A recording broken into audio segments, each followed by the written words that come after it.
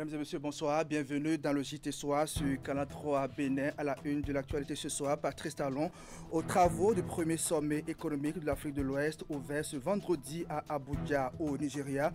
Un sommet initié par le président Ahmed Bola Tinubu. À l'occasion, le président de la République du Bénin a fait une déclaration forte à l'endroit de ses homologues et à la communauté ouest africaine pour une réelle intégration régionale. On en parle dans un instant. On parlera également de cette campagne de sensibilisation à l'endroit des élèves des collèges du département du Plateau. Sensibilisation qui porte sur les conséquences liées à la consommation de la drogue en milieu scolaire. L'initiative est de la préfecture de Pobet. Images et reportages à suivre.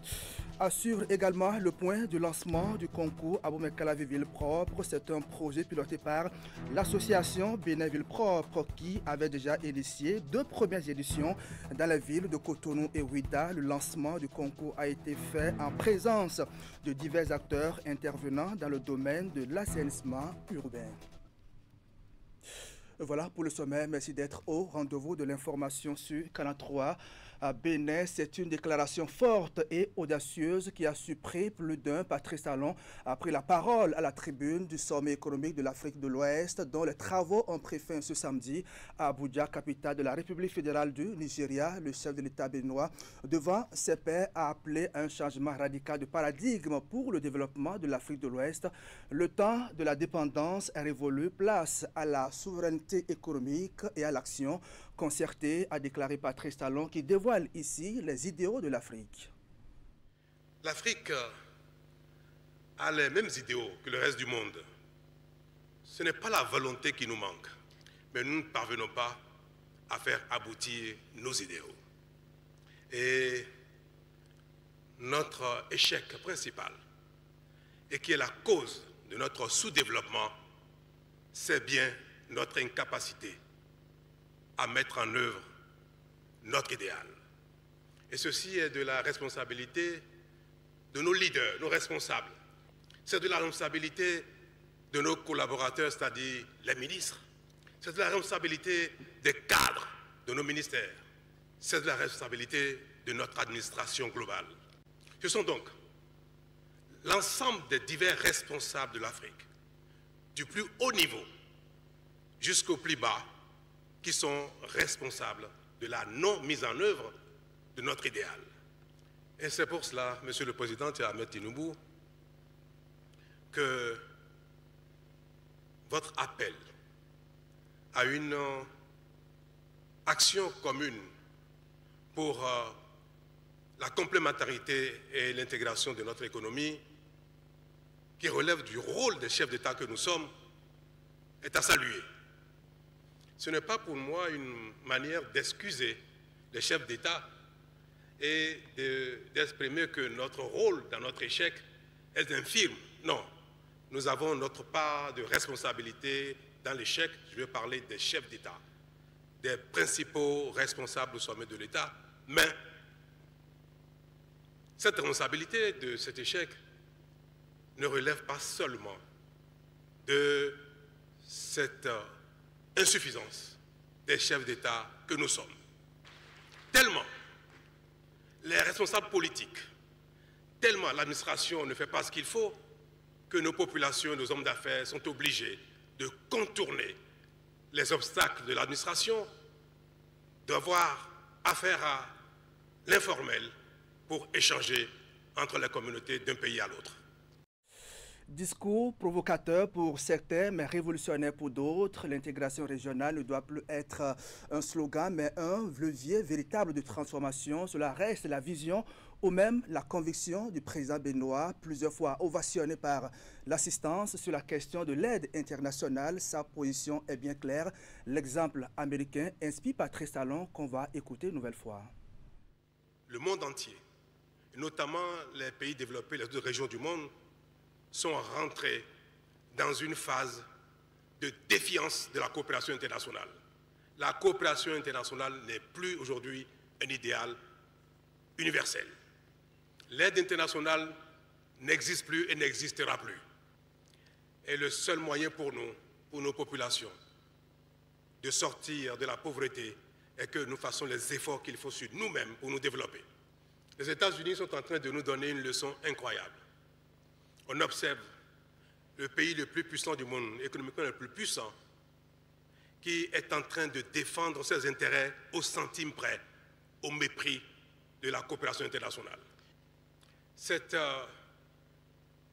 déclaration, à la limite de guerre commerciale, que les États-Unis ont déclarée au monde entier, est une façon de nous réveiller.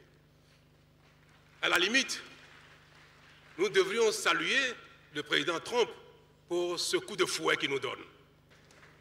J'ai envoyé la semaine, il y a quelques jours, au ministre des Finances porter un message au président Tinubu pour la préparation de ce sommet. Et j'ai prié donc le grand frère Tinubu d'accepter que le Bénin et le Nigeria soient les pionniers du passage à un nouveau palier en termes d'intégration. Nous sommes de la CEDEAO, nous avons des textes extraordinaires concernant l'économie, concernant l'intégration, mais on n'a pas beaucoup bougé. Donc j'ai demandé au président Tinubu que le Bénin était prêt pour être un pionnier avec le Nigeria, pour passer une étape réelle, concrète d'une intégration économique.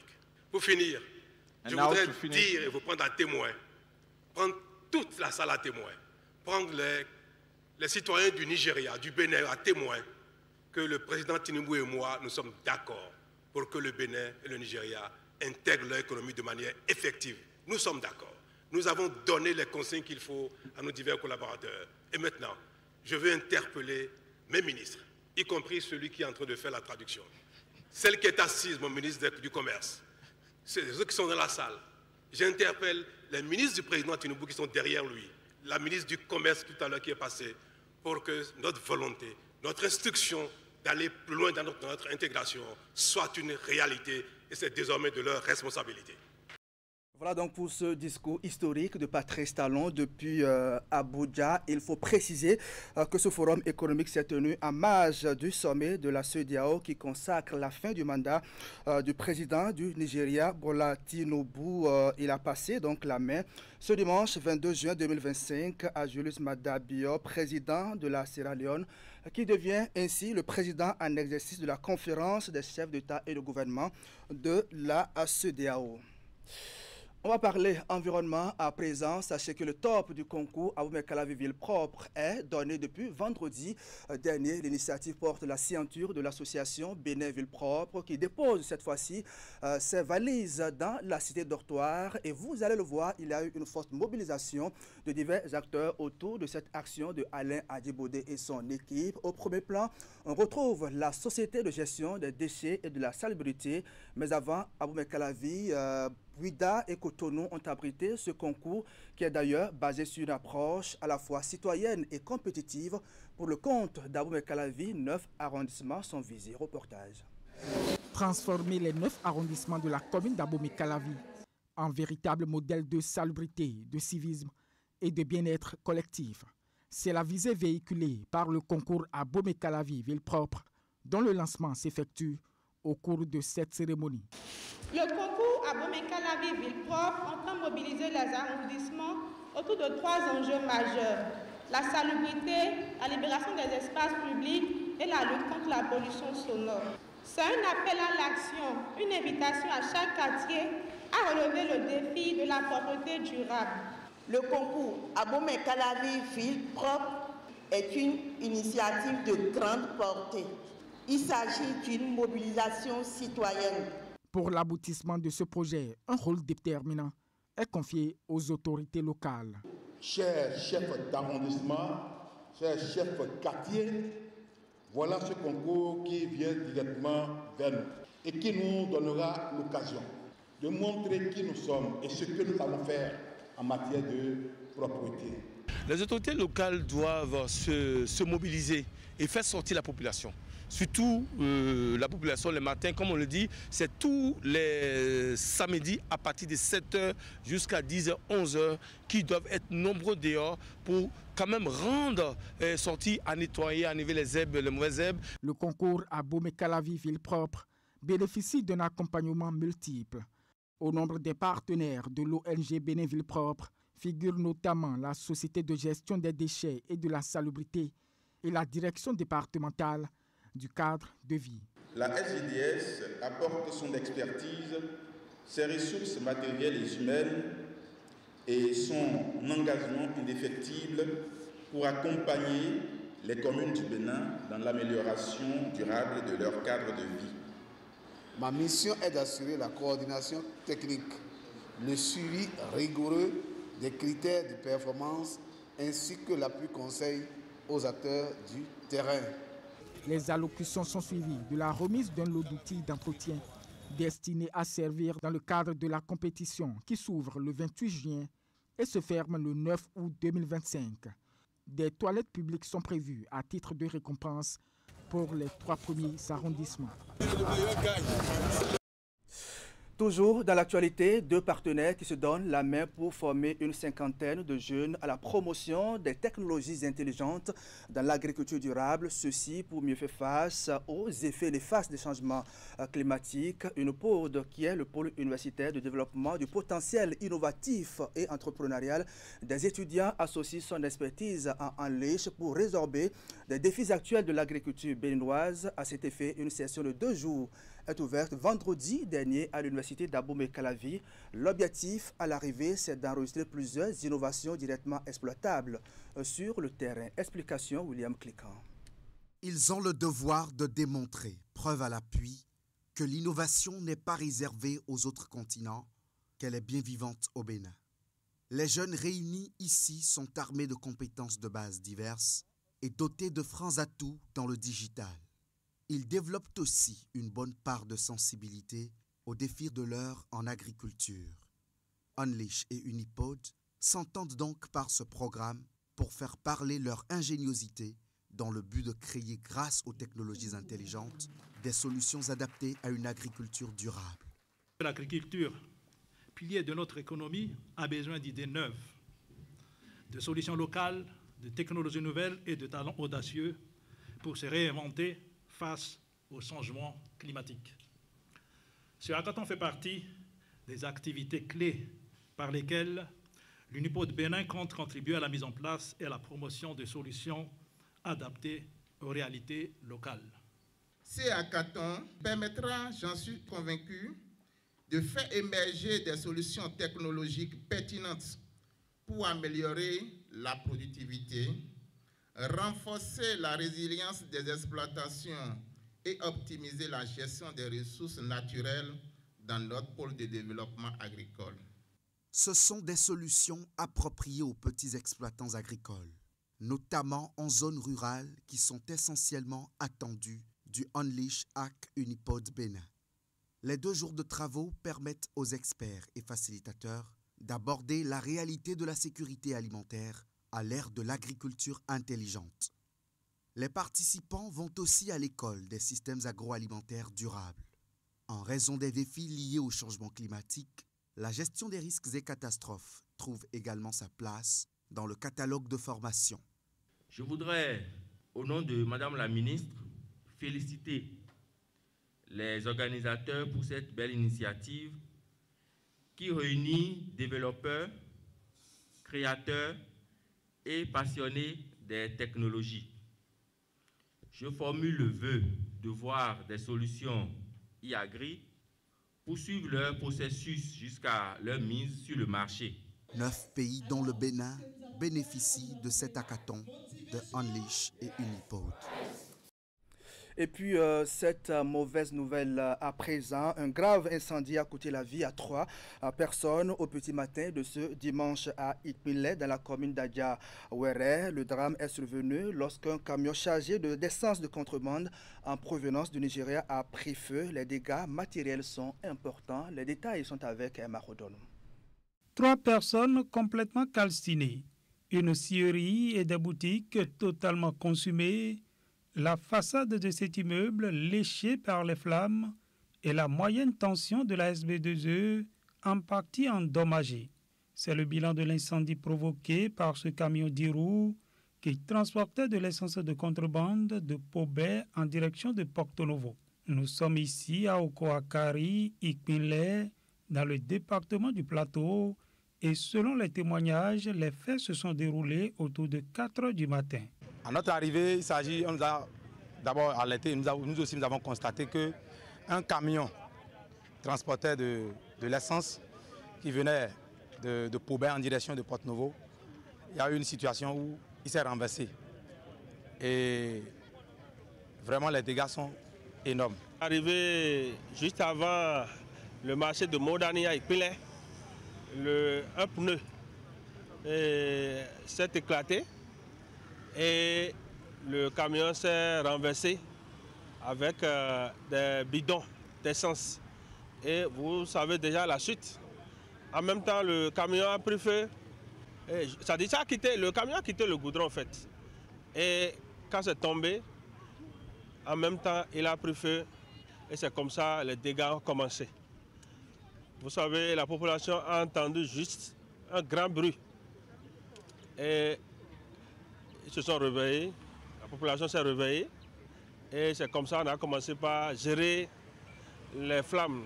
Les personnes calcinées sont identifiées comme le chauffeur et 2 de ses apprentis. C'est-à-dire, quand vous voyez le corps, c'est totalement calciné, on n'arrive même plus à distinguer qui est qui. On était obligé de mettre le corps, je vais dire, calciné dans des sacs que nous avons envoyés déjà et à la morgue de Covey parce que la morgue de Sakété de Porto-Novo serait pleine. Et donc nous avons dû chercher à négocier entre Zajanado et Covey.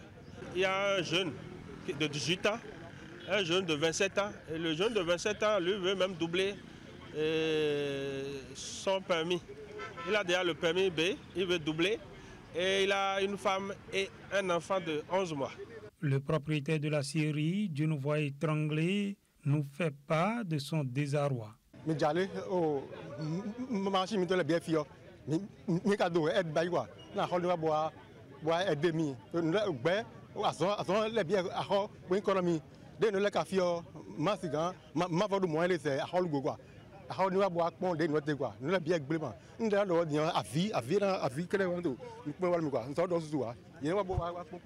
Face au drame, les sapeurs-pompiers alertés n'ont pu faire diligence. Notre groupement de sapeurs-pompiers qui se trouve à Paubert n'a pas de matériel nécessaire pour éteindre rapidement le feu. Et on a commencé par appeler Porto-Novo. C'est après des heures. Et le feu a déjà fini de causer ces dégâts avant que le camion s'éteigne. Des sapeurs-pompiers ne quittent Porto-Novo.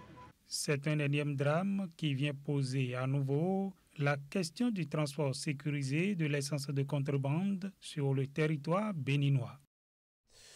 Pendant ce temps, les acteurs et même les vendeurs de ce produit étaient en assemblée générale vendredi dernier au stade général Mathieu Kéréko, une rencontre initiée par l'association des acteurs d'assainissement du secteur, donc des produits pétroliers. Elle vise à harmoniser les bonnes pratiques et les grilles tarifaires afin d'établir une réglementation claire sur la vente du carburant dans les différentes villes du Bénin. Une assemblée générale qui a connu l'élection de Henri Assoba comme président de cette association. Le point avec Florence Boussard. C'est un moment crucial pour ces acteurs du secteur informel des produits pétroliers au Bénin. Des vendeurs et vendeuses de carburant discutent de la mise en place d'une grille tarifaire commune et de mécanismes de contrôle pour éviter les spéculations abusives sur le prix de l'essence frelatée au Bénin. Désormais, partout au Bénin, un litre d'essence frelatée doit être vendu à 600 francs CFA. Ce que nous faisons aujourd'hui est un pas vers l'avenir, mais aussi un adieu à des pratiques devenues inadaptées. Nous tournons une page, non pas pour renier ce que nous avons été, mais pour bâtir avec lucidité ce que nous voulons devenir. Le secteur informel de la distribution des produits pétroliers, que l'on désigne communément sous l'appellation essence payeur, a longtemps été une solution de subsistance pour de nombreux compatriotes. Les autorités présentes à cette assemblée générale promettent encadrer davantage ce sous-secteur tout en tenant compte des contraintes liées à ce métier. Au cours de la rencontre, un bureau a été mis en place par la nouvelle association des acteurs d'assainissement du secteur des produits pétroliers. Nous aurons accompli de grandes choses ensemble au cours de notre mandat. Votre engagement, votre enthousiasme et votre solidarité seront la force vive de notre association. Je saurai compter sur vous pour votre contribution précieuse. Nous allons travailler main dans la main, avec détermination et passion, pour faire de notre association un modèle de réussite et de partage. Ensemble, nous pouvons construire un avenir encore plus prometteur pour notre communauté. Ce creuset des acteurs d'assainissement du secteur des produits pétroliers a pour objectif d'uniformiser les prix au niveau des vendeurs d'essence, de contribuer à la mobilisation accrue des recettes douanières et encadrer les pratiques qui mettent en péril la sécurité publique et l'ordre économique. On va parler santé à présent. Pour la suite de cette édition, les élèves des différentes écoles du département du Plateau ont été sensibilisés sur les risques de consommation des produits psychotropes et de la drogue en milieu scolaire. C'est une initiative de la préfecture. La campagne a été officiellement lancée au collège d'enseignement général de Pobet, c'est dans le département du Plateau. Les précisions sont avec Emma Rodon. Concentrés et curieux, les élèves du CG2 de Pobet prêtent une oreille attentive aux messages de prévention passés au cours de cette séance qui marque le lancement de la campagne de sensibilisation contre l'utilisation des produits psychotropes en milieu scolaire dans le département du Plateau. Initiative de la préfecture de Pobet, cette campagne vise à informer, éduquer, mais surtout protéger. Car derrière les effets trompeurs de ces produits se cachent des conséquences graves. Le phénomène de l'utilisation des produits psychotropes et de la drogue en milieu scolaire est une réalité indéniable.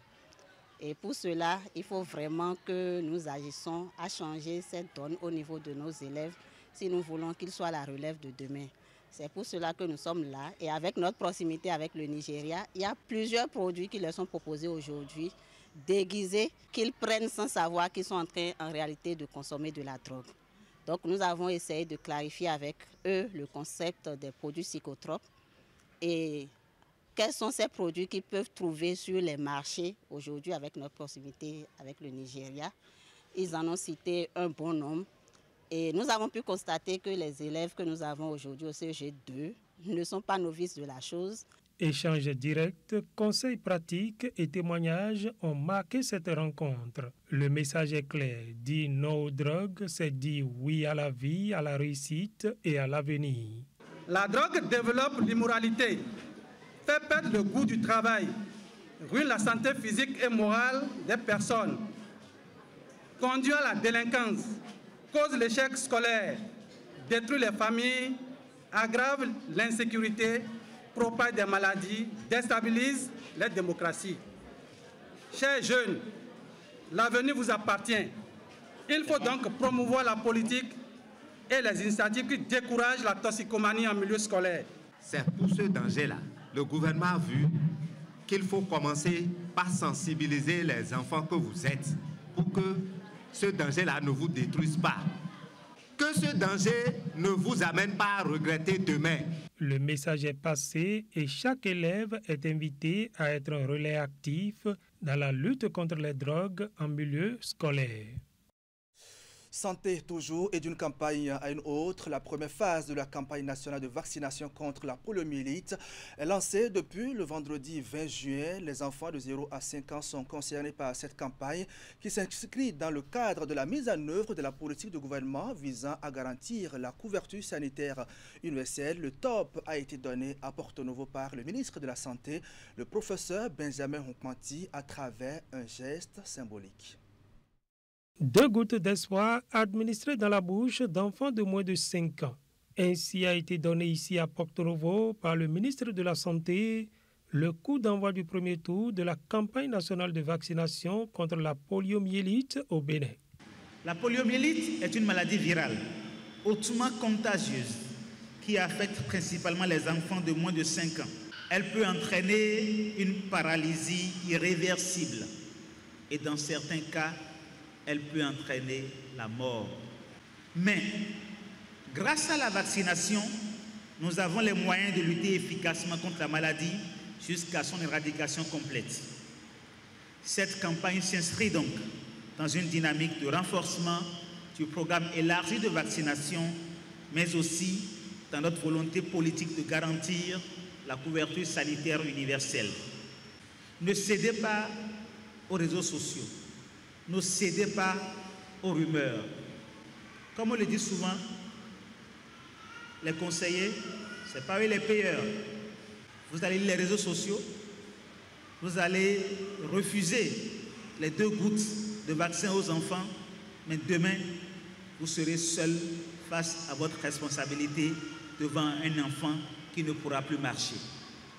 La campagne prévue pour se dérouler du 20 au 23 juin sur toute l'étendue du territoire national mobilise des équipes de vaccinateurs dans les centres de santé, les marchés et même dans les quartiers afin de s'assurer qu'aucun enfant ne soit laissé pour compte.